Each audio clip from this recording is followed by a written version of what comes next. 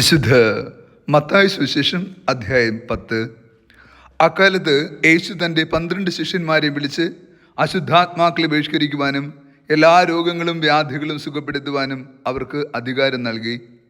ആ 12 അപ്പോസ്തലന്മാരുടെ പേരുകൾ: ഒന്നാമൻ പത്രോസ് എന്ന് വിളിക്കപ്പെടുന്ന ശിമയോൻ, അവൻ്റെ സഹോദരൻ അന്ത്രയോസ്, സെബദിയുടെ പുത്രന്മാരായ യാക്കോബ്, അവൻ്റെ സഹോദരൻ യോഹന്നാൻ, പീലിപ്പോസ്, ബർത്തലോമിയ, തോമസ്, ചുങ്കക്കാരൻ മത്തായി, ഹെൽപ്പായുടെ പുത്രൻ യാക്കോബ്, തദേവുസ്, കാനാൻകാരൻ ശിമയോൻ, യേശുവിനെ ഒറ്റുകൊടുത്ത യൂദസ് കറിയത്ത.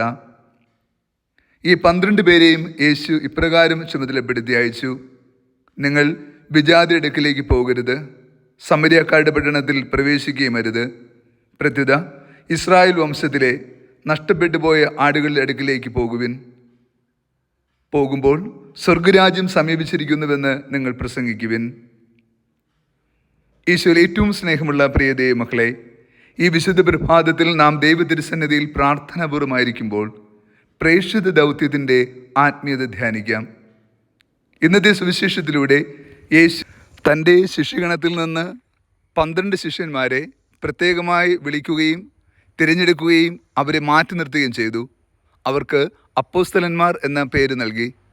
അത് വലിയൊരു ഉത്തരവാദിത്വമാണ്, ദൗത്യമാണ്. ലോകത്തിൻ്റെ അതിർത്തികളോളം ക്രിസ്തുവിന് സാക്ഷ്യം വഹിക്കുവാൻ വേണ്ടി നേതൃത്വം നൽകുവാനുള്ള ദൗത്യം.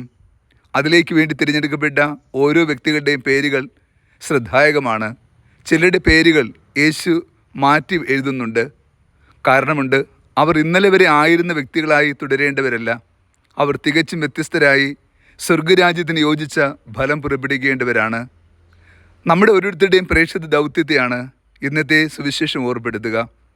ദൈവരാജ്യം പ്രഘോഷിക്കുവാൻ അയക്കപ്പെട്ടവരാണ് നമ്മൾ സഹിഷ്ണുതയോടും ക്ഷമയോടും പ്രാർത്ഥനാപൂർവം ഈ ദൗത്യം നിറവേറ്റുവാൻ കടപ്പെട്ടിരിക്കുന്നു.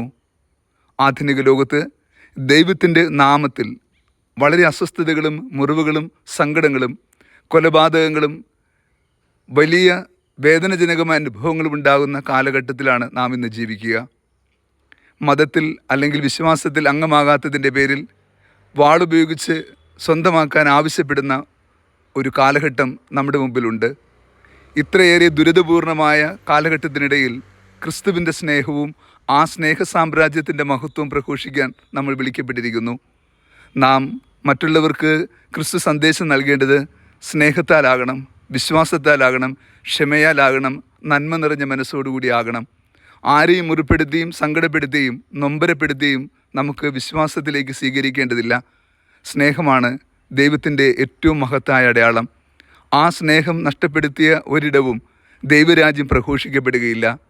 സത്യത്തിൽ പ്രേക്ഷിത ദൗത്യം പങ്കുവയ്ക്കപ്പെടേണ്ടത് എവിടെയാണോ മുറിപ്പാടുകളും ദുരിതങ്ങളും സങ്കടങ്ങളുമുള്ളത്, നൊമ്പരം അനുഭവിക്കുന്ന മനുഷ്യരുള്ളത്, അവിടെ ഇടയിലേക്ക് ഇറങ്ങിച്ചെല്ലുവാനുള്ള ആഹ്വാനം കൂടിയാണ് ഇന്നത്തെ സുവിശേഷം.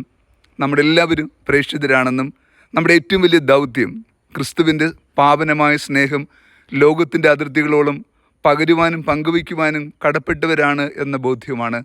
നമ്മളെല്ലാവരും പേര് ചൊല്ലി വിളിക്കപ്പെട്ടവരാണ് എന്നോർക്കുക. ദൈവത്തിൻ്റെ ഹൃദയത്തിൽ പേര് എഴുതപ്പെട്ടവരാണ് നമ്മൾ. അവൻ്റെ ദൗത്യം നിർവഹിക്കുവാൻ ഭൂമിയിൽ അയക്കപ്പെട്ട വ്യക്തികളാണ് നമ്മൾ. അതുകൊണ്ട് തന്നെ കൂടുതൽ ശ്രദ്ധയോടെ തീക്ഷ്ണ നിറഞ്ഞ സ്നേഹത്തോടെ അവൻ്റെ ഇഷ്ടം നിറവേറ്റാൻ ആത്മാർത്ഥമായി പരിശ്രമിക്കുകയും നമ്മുടെ ജീവിതം സ്നേഹപൂർവ്വം അവൻ്റെ സുവിശേഷത്തിന് സമർപ്പിക്കുകയും ചെയ്യാം.